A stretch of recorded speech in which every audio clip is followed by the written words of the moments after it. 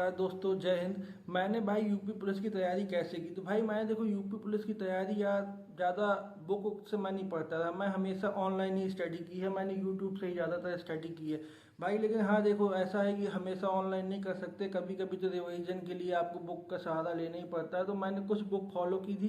देखो पहले मैं हमेशा देखो यूपी का एक रोल होता है, तो मैंने यूपी के लिए ये बुक इस्तेमाल की थी।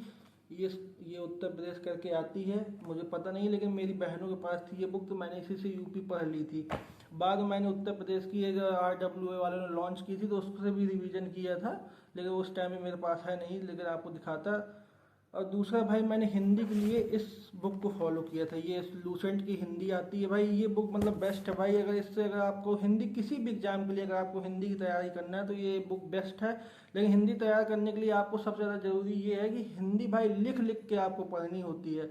मतलब ये नहीं कि आपने हिंदी सोचा कि मैंने अरे यार आज पर्यायवाची मैंने पढ़ लिए, मैंने विलोम सब, लेकिन आपको जब तक लिख लिख के प्रैक्टिस नहीं करोगे हिंदी की, तो भाई हिंदी आपकी गलत होगी। और हिंदी एक ऐसा सब्जेक्ट है जो यूपी पुलिस में बच्चों को काफ़ी आगे ले जाता है। मतलब जिस बच्चे ने हिंदी के 37 क्वेश्चन आते हैं हिंदी में, मेरे हिंदी में 37 में से 36 क्वेश्चन सही थे, सिर्फ एक क्वेश्चन गलत हो गया था।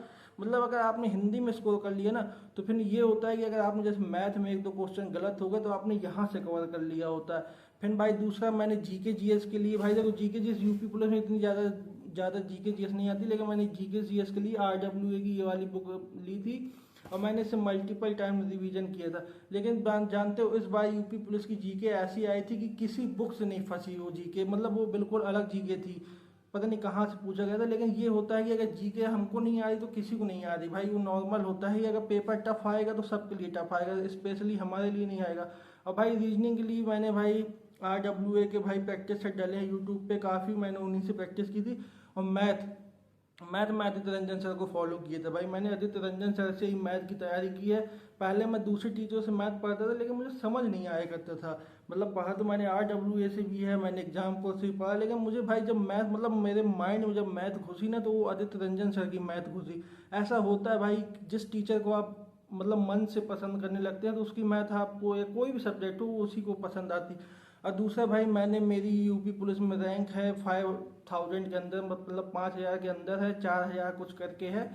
तो भाई ये होता है कि देखो जनरल फाइट की है और पहले अटेम्प्ट में एग्जाम निकाला है, तो भाई कुछ तो होता ही है। लेकिन एक बात ये है कि अगर अब आप लोग तैयारी कर रहे हैं, तो अब आप लोग देखिए इस बार वैकेंसी भी कम आएंगी, 19-20 हज़ार आनी है वैकेंसी। तो अब आप कैसे तैयारी करो, मेन बात ये तैयारी भाई देखो, कुछ बच्चे जो पॉइंटों से बाहर हुए, 1-2 नंबर से बाहर हुए, वो लोग फिर से आएंगे इसी कंपटीशन में, तो भाई उनके चांस ज़्यादा सक्सेस होने हैं, क्योंकि उनकी तैयारी अच्छी थी। वो तो 1-2 नंबर से रुक गए, वो उनकी किस्मत का खेल था।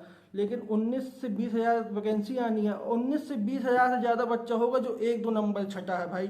तो भाई जो नए बच्चे हैं वो कैसे तैयारी करें, तो भाई माइंड में कभी ये मत सोचना कि ऐसा ऐसा होता है, तुम अपनी तैयारी भरोसा करो। क्योंकि जब मैं तैयारी पे आया था तो भाई ऐसा मुझे भी लगता था कि भाई मेरी तो अभी उम्र क्या है, 21 साल 22 साल, मैं कैसे निकालूंगा, ये लोग 30-30 साल के बच्चे बैठे हैं, 25-25 साल के बैठे, कैसे होगा। लेकिन भाई मुझे अपनी तैयारी भरोसा था। मैंने भाई जब यूपी पुलिस की तैयारी की, तो मैंने सिर्फ तैयारी की भाई, मैंने हर चीज़ त्याग दी।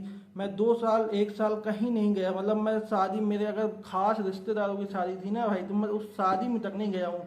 क्योंकि भाई देखो, एक बार एग्जाम निकल जाएगा तो आपकी भाई वैल्यू हो जाएगी, फिर आप शादी में जाए चाहे जहाँ जाए तो आपको भी मन करेगा जाने का। तो बस यही चीज़ें हैं भाई। देखो ज़्यादा से ज़्यादा मॉक लगाओ, मॉक जितने ज़्यादा लगाओगे उतनी ज़्यादा तुम्हारी प्रैक्टिस होगी, उतनी ज़्यादा तुम्हारी तैयारी मजबूत होगी।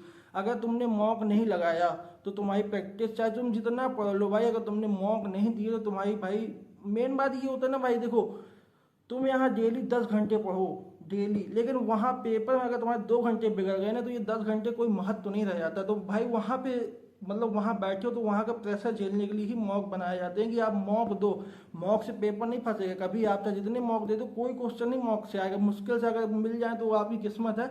लेकिन मॉक इसलिए होता है कि आप वहाँ पेपर में एग्जाम का प्रेशर हैंडल कर लो। भाई जब मैं पेपर में बैठा था ना, तो भाई मतलब आधे 1 घंटे पहले मैं जाके अपनी सीट में बैठ गया था भाई, इतना ज़्यादा डर लग रहा था कि मैं भाई कम से कम 10 बार पानी पीने गया था उस 1 घंटे के बीच में। तो भाई होता है, लेकिन जब पेपर स्टार्ट हुए तो मुझे ना प्यास लगी ना टॉयलेट लगी, मतलब मैंने भाई हर चीज़ त्याग दी।